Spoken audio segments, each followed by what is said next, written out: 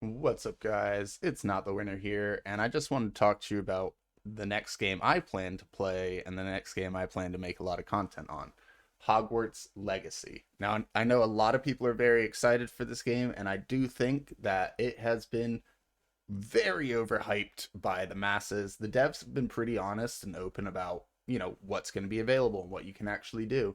But the hypage from everyone else, I think there's going to be some disappointed people. Do I think the game's going to be fantastic? Yes. Do I think it's going to be one of the best games of the year? Probably. And do I think that most people are going to love it? Yes. But I think a lot of these people who have really, really overhyped, maybe doing completely evil things or like killing classmates, you might be a little bit disappointed there. Now, let's actually talk about the game itself. So, first of all, it's a seamless open world. There's no load screens at all. The idea is you could go from your classroom to your room all the way outside and then begin flying on your broom throughout the world, right? No big deal at all. Anything that you can see in the distance, at some point you'll be able to visit. Your broom might not be strong enough early on to fly high enough to get to certain things, but as you progress through the game or improve that broom, you'll be able to reach those new locations or higher locations that you could not reach before. There are plenty of small towns to visit. It's not just going to be Hogsmeade. You do get Hogwarts, Hogsmeade, and then there's all sorts of little small towns and enclosures around the area. The world looks decent in size, but I don't think it's going to be as big as some of the open world games that we see, but overall looks pretty big. Fast travel system is in this game, so you will be able to get to points a lot easier to make the travel throughout the game a lot better feeling and less walking all the time. I will say there is a mini map in this game. It has like all the little locations that you can visit and all the little points of interest on it. Allegedly, you can hide that information. That's what the devs claimed. You can hide the information, but obviously we'll see when it comes out. I'm sure that they'll have an option there. I don't know if it hides the entire mini map or just the objects on said mini map though. As far as the classroom type stuff goes, this is not just going to be, okay, we're going to sit in class all day and maximize this and do that. No, it's not like your normal, like, Harry Potter game where you have to go to all your classes and perform like that. They are more story related or side quests. So they'll either unlock new spells that you need to progress in the story, or it might just be little fun new spells or other spells that you may not have gotten had you not done the side quest.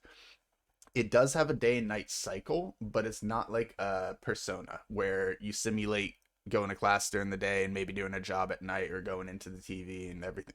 No, it's not like you have to choose between what like that. It's more of just from what I understand, it's a day and night cycle, but no days are counted, if that makes sense to you guys. So you could choose to do a whole bunch of classes and side quests that don't align with the main story and just let a bunch of night cycles pass. Or you could choose to do main story stuff. It's not going to matter either way. So that's very good news there. One very interesting fact, though, is you're coming to the school as a fifth year student, but it's your first year at Hogwarts. So I don't know if that means like you don't really know any magic and it's just because you have this weird ancient magic inside of you, or whether it's like a scenario where it's like you've been training all this time on the side and now you've just been brought into Hogwarts. So very interesting there. We've never really seen anything like that. Those brooms that I was talking about earlier, they can be upgraded. So although you can fly using them or hippogriffs are a mountain in this game that you can fly on. Um, you have to buy their upgrades to be able to, well, not for the hippogriffs, for the for the brooms you need to buy their upgrades so you can actually start flying higher or flying for longer at higher points. One very sad point: Quidditch will not be available. I know we are all huge fans of Quidditch and would have loved to see it in this game, but it is not something that will be included in Hogwarts Legacy. Let's talk about combat for a little. So, first of all, there's all sorts of potions you can use throughout combat. You can swap between these potions mid combat and kind of stack them. So, you could drink a potion, swap to another potion, drink that potion. There's also plants that you can throw out into combat. So, you could like actually throw out like a seed and it grows into this plant that starts attacking the enemies. So, that's actually really cool there. The combat system is a combat diamond, meaning that you have four clickable options if you were playing like on controller, and the idea is you hold down R2 and then you can use these options.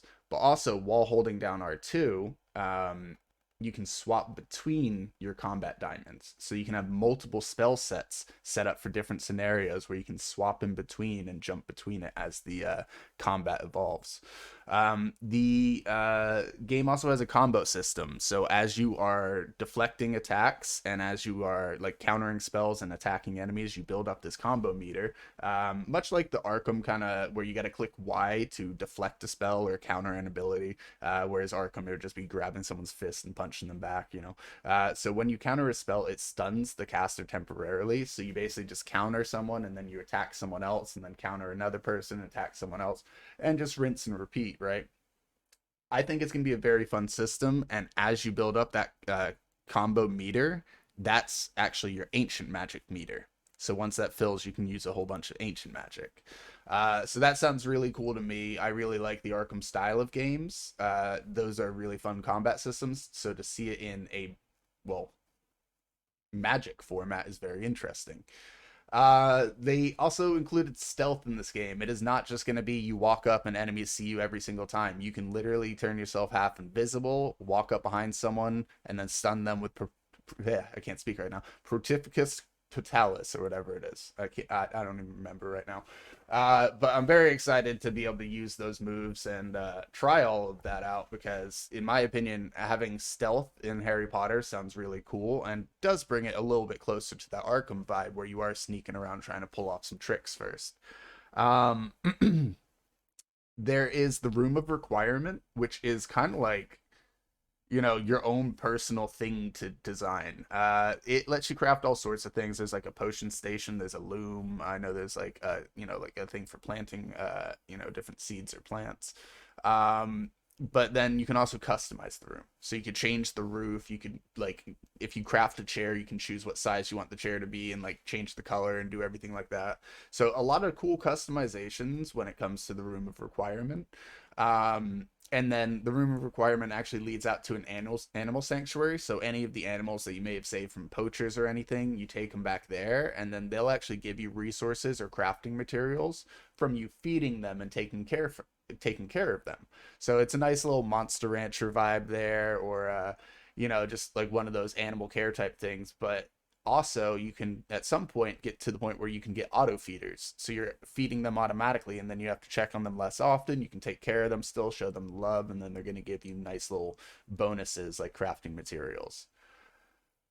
One sad point is character customization is not extensive. I get it. If you give us all the sliders, we're going to do ridiculous things and you want the people to look somewhat normal. That's fine. But it's, you pick a base model, you make minor adjustments to that model, and then you select between one male or one female voice. Those are your options. That's about it. And from what I understand, you can change your hair later, but you're not going to be able to change your facial structure. That is locked. Um, Allegedly, I'm going to say this allegedly immediately, there are multiple endings, or the ending can change slightly. Maybe it's one ending with a slight variant, right? Based on you completing certain quests or helping certain people. So maybe if you help everyone, you get a better ending where like you all team up. I don't know. We'll see how the endings go when we get there, but I would say maybe complete all side quests, or if you're going on like a villain route, do all the bad stuff, whatever you want to do. Um, so it does also seem like each house has a specific special person who's going to help you enhance your abilities in some sort of aspect. So like I believe there's a Slytherin who teaches you dark magic, and there's a Hufflepuff who's going to teach you stuff about mystical creatures. So it's going to be very interesting to see like which house you want to go hang out with, or what people you want to hang out with, so you can learn different things. You know, if you want to work on saving all the animals, then you're going to want to be going over to Hufflepuff all the time. And the story itself is set in the 1800s, which is going to be very interesting because it's before like most of the lore that we've had to deal with. Although some of it will be involved, but it's not going to have like Harry Potter or anyone in it, so you don't have to worry about that. Uh, One thing that's very interesting, and I heard this, I don't know if this one's a rumor, I have not confirmed this, but your house that you get put into is based on your Pottermore. If you don't know what Pottermore is, it's basically set up by the Wizarding World of Harry Potter, where you go on there and you answer some questions, and then it puts you in a house. You can also get a wand from that, and then a Patronus. From what I understand, the Patronus is not being transferred in, but your wand and your house is being taken from your Pottermore. So you'll likely have to link your game to your Pottermore account when it comes out. So be ready to do that. Maybe make sure that you have your email information to log into your Pottermore so that you're not like stuck at a wall when you want to play the game. But maybe that can be bypassed. I don't fully know, and I've heard that if you don't want to be in whatever house you get, you are able to, select another house instead of using the Pottermore. But I don't know if that carries over for wands also. You may be stuck with your Pottermore wand, which I love my Pottermore wand, so I'm not complaining.